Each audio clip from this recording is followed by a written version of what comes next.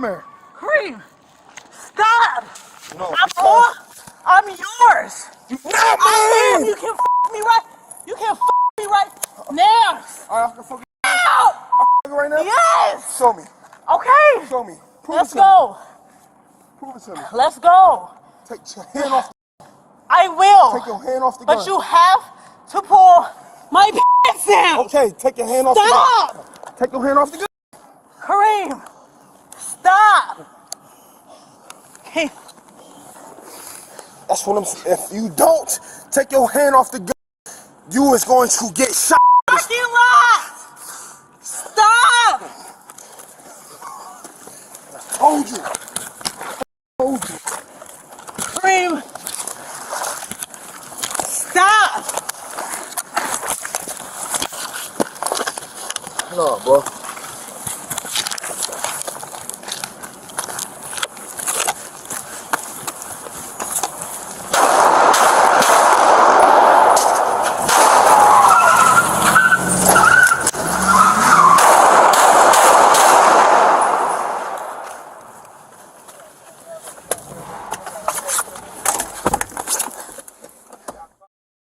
Sergeant Cheryl Clark, a decorated Texas officer who met her secret lover, Cleve Lambert, in a dark police station parking lot. He thought he was there to collect the $1,000 she owed him. Instead, he walked straight into a deadly trap. The veteran police sergeant checks her service weapon one final time as a pair of headlights glide across the dimly lit parking lot of a police station. The timestamp on the surveillance camera reads 9:15 p.m., January 30, 2023. In her holster rests a Glock 17, fully loaded with 17 rounds. The badge on her chest bears a name that once stood for honor, Sergeant Cheryl Clark. Through her driver's side mirror, she spots movement, a silhouette stepping out from the shadows. The man approaching isn't her husband. He's Cleve Lambert, her secret lover, the man she once trusted. Tonight, he believes he's here to collect the $1,000 she owes him. What he doesn't know is that 8 bullets are waiting for him instead. How did a 15-year veteran of the force find herself in this position, sitting alone in the dark, waiting for a man she once loved? What drove her from sworn protector to potential executioner? In this story, we uncover what truly unfolded that night. The evidence that was overlooked, the witnesses who never took the stand, and the surveillance footage that vanished before anyone could question it. This is the Cheryl Clark case, a story where authority blurred into obsession, where a badge became a weapon, and a uniform turned into the perfect disguise for murder. 6 months before that cold January night, Cleve Lambert stepped out of Georgia State Prison with nothing but a clear plastic bag holding his entire life. At 38 years old, he had served his time and was finally free, a man determined to start over. The details of his conviction? We'll get to those later. What mattered in that moment was what came next, and how his path would collide with a decorated police sergeant named Cheryl Lassie Clark in the most tragic way imaginable. After his release, Lambert moved in with his sister in East Atlanta, trying to rebuild quietly. Every morning before sunrise at exactly 5 a.m., he boarded the MARTA train downtown, chasing work wherever he could find it, construction sites, warehouses, kitchens, any place willing to overlook a record that shadowed him. But rejection followed him everywhere. Position's been filled. We'll call you. Or the one that cut deepest, background check didn't clear. Still, he didn't give up. His parole officer's notes showed a model parolee, never missed an appointment, passed every drug test, and followed every rule. Eventually, he found a job washing dishes at a restaurant off Peachtree Street, earning $7.25 an hour. It wasn't glamorous, but it was honest. He even began sending money to his mother in Augusta, proud that he could finally give instead of take. But beneath that quiet routine, something was changing. Lambert started taking a longer route home, transferring at West End Station instead of his usual stop at 5 Points, adding nearly 20 minutes to his commute. When his sister asked why, he shrugged it off, saying the crowds at 5 Points made him anxious. The truth, however, was far more complicated. It had a name: Sergeant Cheryl Clark. While Lambert scrubbed dishes in the back of a diner, Cheryl Lassie Clark wore her uniform with pride. A 15-year veteran of the MARTA Police Department, earning close to $68,000 a year. Her record was spotless. Commendations for bravery, letters of praise, and a reputation for discipline. But behind that polished image, colleagues noticed she'd changed. She'd grown more private, more tense. And in October 2022, she made a request that raised eyebrows. a transfer to the night shift at 5 Point Station, one of Atlanta's busiest and most dangerous transit hubs. Every night, more than 40,000 commuters pass through those tunnels. Drug deals, fights, the occasional stabbing. Most officers tried to avoid the 5 Points beat. Clark, however, asked to stay. No one knew why. Not her husband. Not her supervisors. But one man understood the reason, and his name was Cleve Lambert. Fast forward to January 30th, 2023. The timestamp on surveillance footage shows 9:06 p.m. Sergeant Clark's patrol car idles quietly in the back corner of the MARTA police parking lot. She radios dispatch, Unit 47, location code 4. All quiet. Nothing to report. What dispatch doesn't realize is that Clark isn't actually on patrol. She's waiting. Minutes later, a Honda Civic pulls into the lot. The car belongs to Cleve Lambert. He parks under the only broken streetlight, not by coincidence but by instruction. Clark had told him exactly where to stop. If you're finding these stories meaningful or informative, please consider subscribing to our channel. It really helps us keep bringing you more content like this. At 9:15 p.m., Lambert steps out of his car. His hands are visible. This detail will later become critical. According to the timeline, he begins walking toward Clark's vehicle. Unaware that their secret affair, their text messages, and their stolen moments had now spiraled into something deadly. That night, in the span of just a few seconds, everything they had built, every lie, every promise shattered. What unfolded next would change both of their lives forever, and expose a truth that even the prosecution tried to bury. This is the turning point, the moment where loyalty blurred into obsession, and a police badge became the mask for something much darker. Stupid ass bitch. I tried to tell your mom time ago. Oh my bitch. I tried to tell you.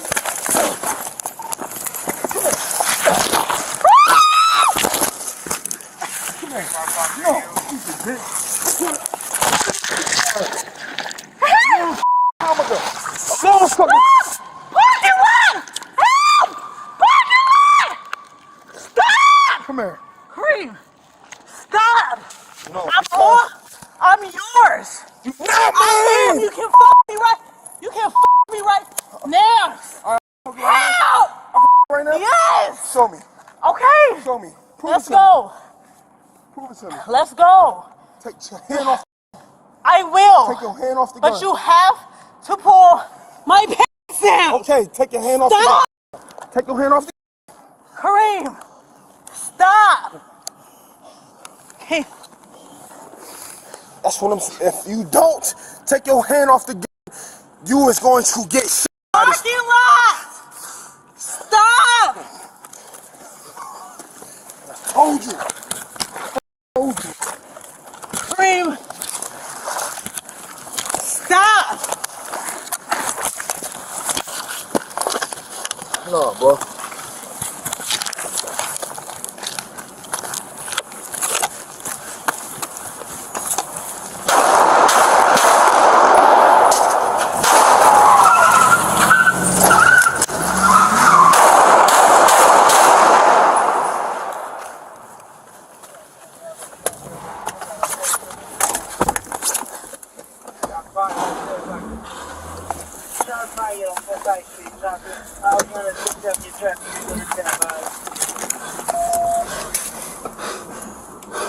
Parking lot! Employee parking lot! Help!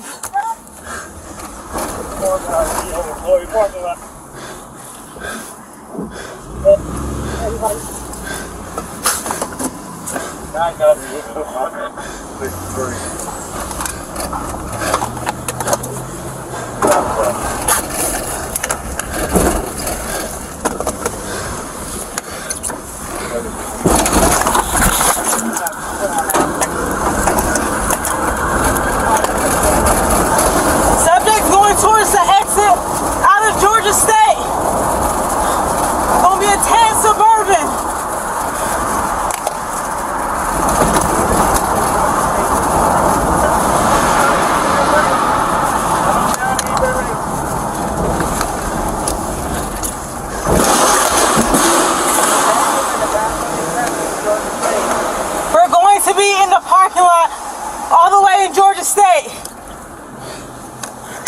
Standing by for backup.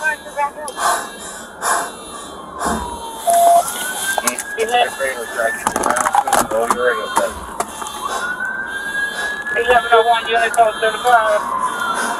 36, Baker.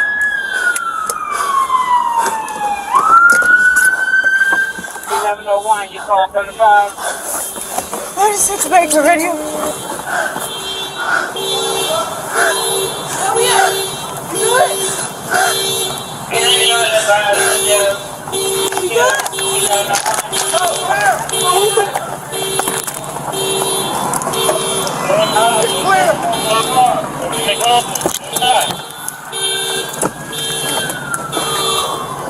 How do you open the damn door? Yeah, that's right here. Yeah. How do you open the door? Indicator copy. Step back. I can't open the door.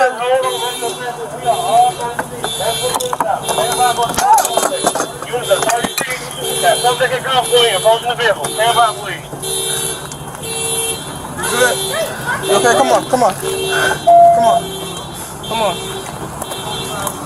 You okay?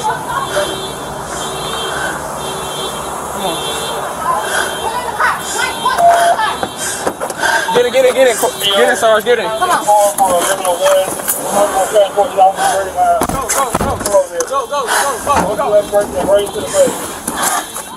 Hi.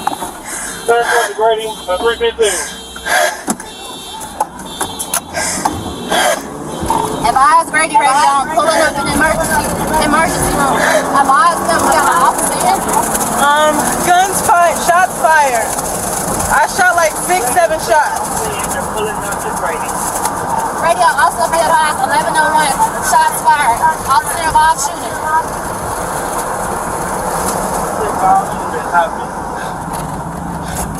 Yeah, I need a unit go to the 45. And then too. I was still baby, anybody that's not in this area, please be going to 544 you want and close down that thing, please. It's going to be the lot behind where the homeless people stay. 2 mics.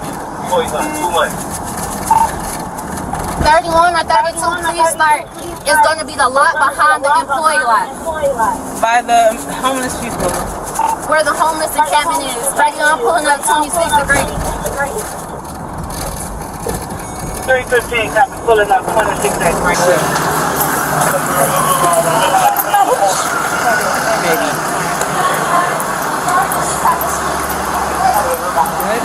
Yeah. Where you hurt at? My arm, my nose. You can grab my phone off the driver's floor. Left arm. Left arm and face. Upper arm. Okay. Go back to level 1. Level 1. To the face and arm. So turn to There you go. Lay back. Yeah. Is it the hand or is it the? It's her left, like shoulder, maybe. Okay. And right here. I'm going. I'm turning your radio. I got it. You got a stat pack or something? Yeah, I got it for you.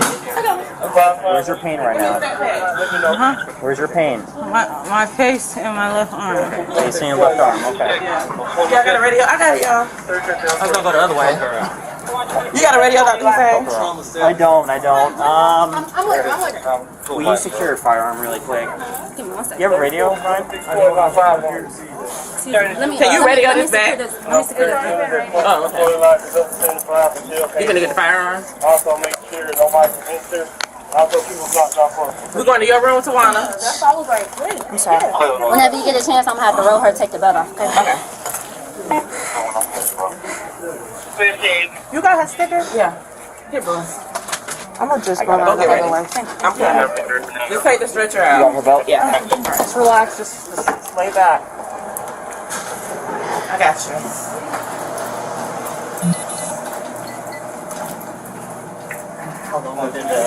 Literally, like, Did it just happen? just happened. The Georgia Bureau of Investigation, GBI, wasted no time stepping in. It was standard protocol whenever an officer-involved shooting occurred, but this case was different. The shooter wasn't a street cop responding to a threat. She was Sergeant Cheryl Loshai Clark, a decorated MARTA officer with 15 years of service. The man on the ground wasn't a suspect or a random attacker. He was Cleve Lambert, her secret lover. Special Agent Sarah Mills led the forensic team assigned to the case. A veteran investigator known for her precision, Mills quickly realized that the physical evidence told a story no one in law enforcement wanted to hear. First came the ballistics report. 8 rounds fired. Each bullet's path painted a clear and devastating sequence. The first 2 rounds struck the pavement near Lambert's feet, warning shots, maybe, or panic fire. The next 3 hit him as he turned away. The last 3 entered through his back, the downward trajectory suggesting that Clark was standing while Lambert was already falling or crouched. Then came the body camera footage, and that's where things got complicated. MARTA policy mandates all officers activate their cameras during any civilian interaction. Clark's device was active, but the file raised eyebrows. The footage captured only muffled audio, no visuals. Investigators couldn't determine whether the lens was deliberately obstructed or accidentally covered. Digging deeper, the GBI uncovered 3 prior complaints against Clark. 2 alleged excessive force. 1 claimed harassment from an ex-boyfriend back in 2019. Each complaint had been quietly closed, marked unsubstantiated. No disciplinary action. No paper trail beyond the internal memos. By February 2, 2023, Lambert was clinging to life in Grady Hospital's ICU, doctors performing multiple surgeries to save him. While he lay unconscious, prosecutors made their move, but not against Sergeant Clark. Instead, Cleve Lambert was charged with aggravated assault on a police officer, battery, and attempting to disarm an officer. The potential sentence? 20 years in prison. Clark, meanwhile, faced no charges. At a press conference, District Attorney Fonnie Willis defended the decision. Based on the evidence presented, we cannot prove beyond a reasonable doubt that Sergeant Clark's use of force was unlawful. The victim's own criminal actions precipitated the incident. But those close to the investigation say key evidence, including unedited body cam data and internal texts between Clark and Lambert, were never submitted to the DA's office. Meanwhile, MARTA launched its own internal affairs investigation. For over a year, Clark stayed home on paid administrative leave, collecting her $68,000 salary while the case stalled. In March 2024, the department quietly announced her termination. The official reason? Violation of department policy. Which policy? They never specified. Lambert eventually survived, but barely. The shooting left him partially paralyzed in his left arm, plagued by chronic pain. His medical bills exceeded $400,000, and since his release from the hospital, he's remained in custody at the Fulton County Jail, unable to pay his $200,000 bond. His trial date? Still pending. This case sadly isn't unique. A Department of Justice report found that 40% of police officers admit to using physical violence in personal relationships, 4 times the national average. Yet convictions remain exceedingly rare. Georgia's reasonable belief standard protects officers who claim they felt threatened, no matter the context. Even body cam footage, if it exists, can be sealed indefinitely, and internal investigations often stay just that, internal. Since 2020, there have been at least 17 documented cases across the U.S. involving officers accused of using their badge to intimidate, stalk, or harm romantic partners. Only 2 resulted in convictions. The rest followed a hauntingly familiar script. Meet in secret. Create a confrontation that looks like self-defense. Rely on the badge for credibility. In 15 out of 17 of those cases, the officer's story became the official narrative. So we have to ask, how many more Cheryl Clarks are out there right now? How many more Cleve Lamberts will pay the price before someone changes the system? Tell us what you think. Should police officers face the same consequences as civilians when accused of personal violence? And more importantly, why don't they? Take care, stay alert, and we'll see you in the next video.